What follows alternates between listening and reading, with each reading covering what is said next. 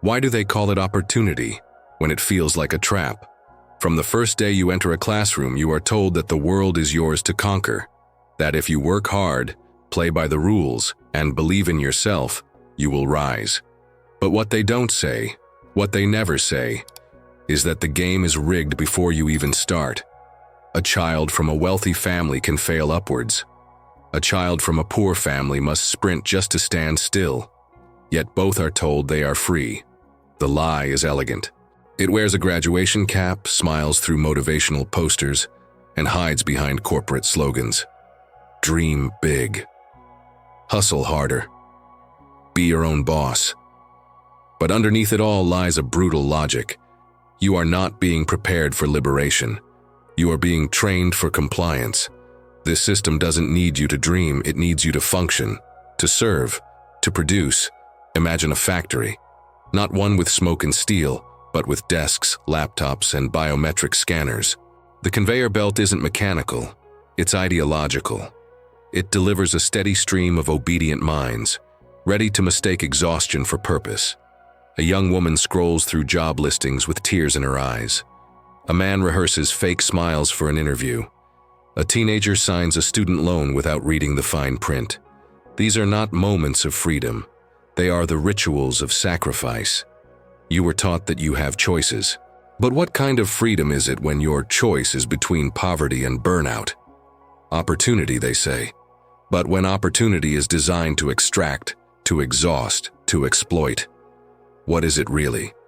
Just a polished name for a very old chain. What happens when your dreams are no longer your own? We're born into a world where the future is already mapped out, not by love, not by freedom, but by necessity. You don't dream of who you want to become. You dream of what will help you survive. From childhood, your imagination is redirected. Instead of asking what makes your soul come alive, they ask, what job do you want when you grow up? Not what truth you'll speak, not what beauty you'll create, but what function you will serve. The system doesn't fear your failure. It fears your awakening. You see it in how schools operate like corporate training centers, in how college is sold as an investment, not a journey, in how creativity becomes content and art becomes brand identity. And so we enter the assembly line, each of us carrying a dream like a fragile flame cupped in our hands. But one by one, those flames are extinguished, snuffed out by debt, fear, and the pressure to conform. The poet becomes a marketer, the thinker becomes a consultant, the healer becomes a sales rep. You tell yourself it's just temporary, just a phase, just a job. But years pass and one day you wake up, and the dream you had is gone. Not lost, taken. A man stares blankly at a spreadsheet, his guitar untouched in the corner. A woman files insurance claims while her paintings gather dust. Their dreams weren't unrealistic. They were unprofitable. And that's the real criteria. Not what gives you life, but what gives someone else a return. This is how capitalism consumes not just our labor, but our potential, our passions, our souls. And we're told it's normal. We're told it's adulthood. But is growing up supposed to mean giving up who you are? Or have we just mistaken survival for success? Have you ever wondered why your worth is measured by your output? From the moment you clock in, the countdown begins. Every second, every movement, every breath is monitored, monetized, and measured. Your body becomes a tool, your time a commodity. You are not a person in the eyes of capital. You are a function, a role, a means to an end. And the more useful you are to someone else's profit, the more successful you are told you are. But what they don't say, what they can't say, is that usefulness is just another word for exploitation. The praise of productivity hides the violence of extraction. A woman in a call center answers her 80th call of the day with a scripted smile. A man delivers groceries in the rain, racing an algorithm for tips. A nurse skips lunch to meet her quota of patients, each one bleeding quietly into the machinery of profit. They don't want you to rest. They want you to run until you forget what rest even feels like. This isn't just work. It's erasure. Your needs don't fit the spreadsheet. Your grief, your fatigue, You're longing for more. None of that can be billed to a client, and so you learn to suppress them. You learn to smile through the ache. You learn to perform humanity without ever being allowed to feel it. This is the real cost of being useful. You disappear behind the numbers, behind the metrics, behind the mask. Karl Marx once said, "Labor produces not only commodities, it produces itself and the worker as a commodity." So the question is not, are you working hard enough? The real question is, who are you working for? And what are they doing with your life? They say you're free, but why does freedom always cost so much?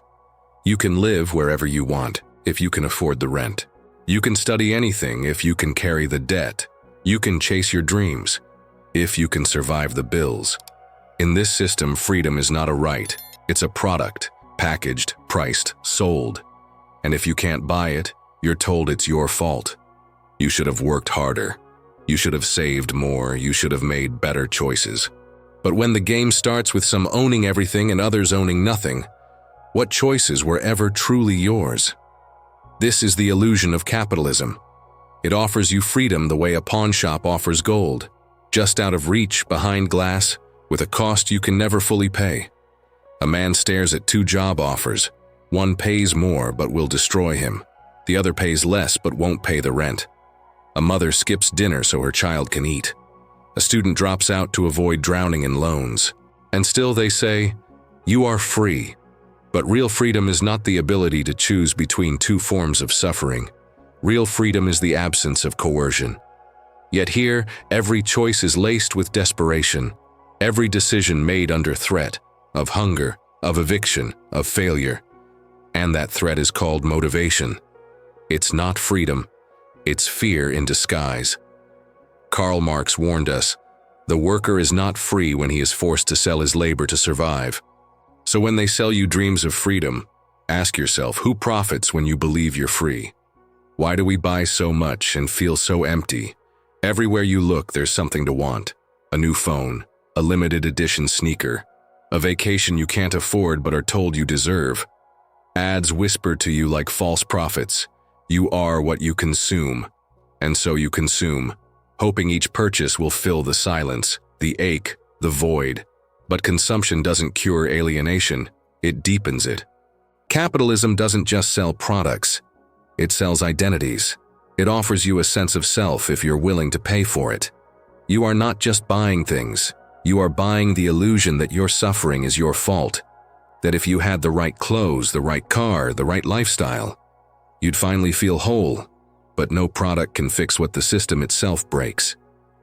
A man swipes his credit card with a hollow smile, knowing it'll hurt later. A woman opens a box of online orders like gifts to numb the ache. A child grows up thinking happiness lives inside a shopping bag. And meanwhile, the world burns. Forests fall, oceans rise, workers collapse. All so we can feel momentarily better about lives that should never have made us feel so empty in the first place. This is not freedom. This is seduction. A cage with golden bars. A prison made of promises. Karl Marx called it commodity fetishism. When we forget the human cost behind every object. When we worship things and forget people. So next time you're told to treat yourself, ask, who paid the price so you could feel briefly alive? And why does staying numb seem easier than waking up? When did you stop recognizing yourself? There's a quiet moment, often late at night when the noise fades, and you catch your own reflection. And for a second, you don't know who's staring back. You see someone tired, numb, worn thin, a stranger shaped by deadlines, performance reviews, and the fear of falling behind. You wonder, when did survival become my personality? This is alienation, not just from others, not just from your labor, but from yourself. Capitalism doesn't need you to feel alive. It needs you to function like a cog, predictable, efficient, silent. It reshapes your instincts, your rhythms, your sense of time. It teaches you to wake up with dread, to measure your day in tasks completed, to collapse at night with a false sense of accomplishment. You don't work to live. You live to work. And slowly the things that once defined you, joy, curiosity, love, fade into the background. You forget what it feels like to rest without guilt, to exist without performing, to want something without turning it into content. A man practices small talk for a meeting instead of calling his mother. A woman deletes her poetry drafts to make space for emails. A father misses another bedtime for a deadline that no one will remember next week. You become a ghost inside your own life. And the tragedy is, this is by design. Because a disconnected, exhausted person is easier to control, easier to market to, easier to manage. Karl Marx wrote, "The worker becomes poorer the more wealth he produces, until he is nothing but an appendage of the machine." But what if you were never meant to live this way? What if the stranger in the mirror isn't you, but the person this system needed you to become? Why do we believe we earn what we suffer? In a world that worships merit, every failure is painted as a personal flaw. If you're poor, it's because you didn't try hard enough. If you're exhausted, it's because you didn't plan well. If you're unhappy, maybe you just need better habits. But what if the truth is much darker? What if the system was never designed to reward effort, but obedience? Capitalism sells the myth of meritocracy like a sacred truth. It tells you that the ladder is real, that you can climb your way out, that success is just discipline plus hustle. But look closer. The ladder is missing rungs for most, and for others, it was never needed at all. A child born into wealth doesn't need to deserve their comfort. It is inherited. But the janitor working night shifts must justify their every complaint. This is how the myth works. It doesn't just protect the powerful, it shames the oppressed. It turns systemic inequality into a morality play, where those who suffer are blamed, and those who exploit are praised for their hard work. A single mother juggling 3 jobs is called irresponsible. A billionaire who profits off her labor is called a genius. This isn't justice, it's gaslighting. Karl Marx once observed, "The ideas of the ruling class are in every epoch the ruling ideas." And the idea of meritocracy? It's the perfect lie, because it keeps us blaming ourselves instead of the system. So next time you feel like you've failed, ask, who benefits when you believe your pain is your fault? And what if you've already done more than enough, just by surviving in a system designed to drain you? Whose voice lives inside your head? Turn on the TV, scroll through your feed, walk past a billboard. They all say the same thing. You are not enough. But you could be, if you buy, achieve, obey. The media doesn't just inform, it conditions. It teaches you what to desire, what to fear, who to envy. It doesn't reflect reality, it manufactures it.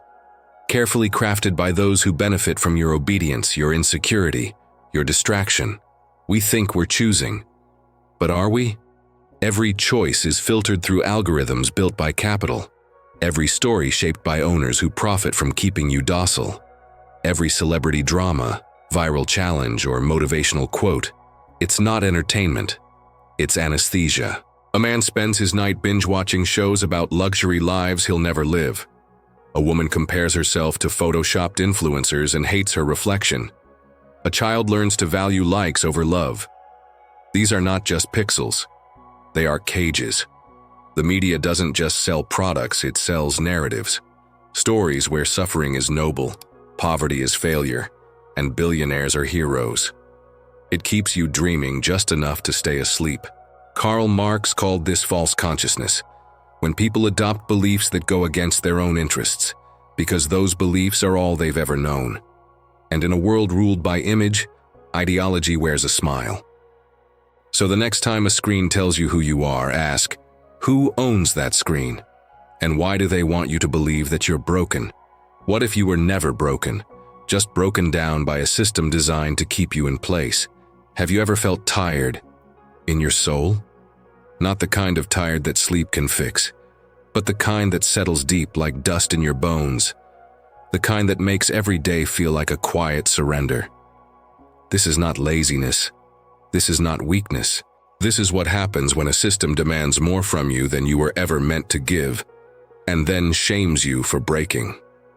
We are a generation of the burned out, not because we are fragile, but because we were never built for this rhythm of constant extraction. Constant pressure, constant pretending. You wake up tired, you go to bed wired, you scroll through moments of rest as if watching a life you're not allowed to live. Your body keeps the score. Headaches, insomnia, anxiety, a quiet scream echoing through your chest, but still, you show up. Still, you produce. Still, you smile. Because you were taught that your exhaustion is your identity. A woman cries in the shower so she can look composed by 9 a.m. A man takes anxiety meds just to sit through another Zoom meeting. A teenager fantasizes about quitting everything before they've even begun. And we call this normal. But this isn't life. This is survival with a name tag. Karl Marx never used the word burnout, but he didn't need to. He saw what happens when labor consumes the human spirit. The worker sinks to the level of a commodity and becomes the most wretched of commodities. So ask yourself, who benefits from your silence, your exhaustion, your willingness to break quietly? And what if your burnout isn't a personal failure, but a collective wound? What if the problem isn't the system failing, but succeeding exactly as intended? We keep waiting for things to get better, for fairness to arrive, for justice to work. But the truth is chilling. The system is not malfunctioning. It is functioning perfectly for those it was built to serve. Inequality is not a glitch. It's the blueprint. Exhaustion is not a mistake. It's the engine. Alienation is not a bug. It's the interface. We are told to vote harder, to work smarter, to find better coping mechanisms. But the system doesn't need reform. It needs replacement. Because no amount of personal growth can heal a wound that is political. A man shouts into a void of bureaucracy and debt. A woman builds a side hustle on top of her full-time job just to keep breathing. A teenager drops their dream because survival costs too much. And through it all, the machine hums along, fed by your fears, your hopes, your silence. But what if silence is no longer an option? Karl Marx wrote, "Philosophers have only interpreted the world in various ways. The point, however, is to change it. And that change begins not with rage, but with clarity, with seeing through the illusion, with reclaiming the dream. You were never meant to be a cog. You were never meant to sell your soul for rent. You were never meant to trade your fire for a paycheck. So the next time they call it opportunity, ask, for whom? Because real opportunity begins the moment you stop believing their story and start writing your own. Have you ever wondered why it hurts so much? Just to exist in a world that says you're free? Maybe it's not you that's broken. Maybe it's everything around you that was built to keep you small, afraid, obedient. Maybe the quiet sadness you carry isn't failure. It's the part of you that still remembers you were meant for more. So before you scroll away, ask yourself, what would it feel like to be free, not just in name, but in truth? What if your pain was a sign, not of weakness, but of awakening? What if you're not alone, because you're not? There are millions out there, whispering the same questions into the night, watching this video not just for content, but for clarity, for something real, for something human. If this message resonated with you, if it echoed something you couldn't quite name but have always felt, consider supporting this channel with a super thanks. It helps us keep speaking the truth that others won't. Subscribe, not just to follow, but to join a movement of consciousness. And come back for the next video, because once you start seeing through the illusion, there's no going back.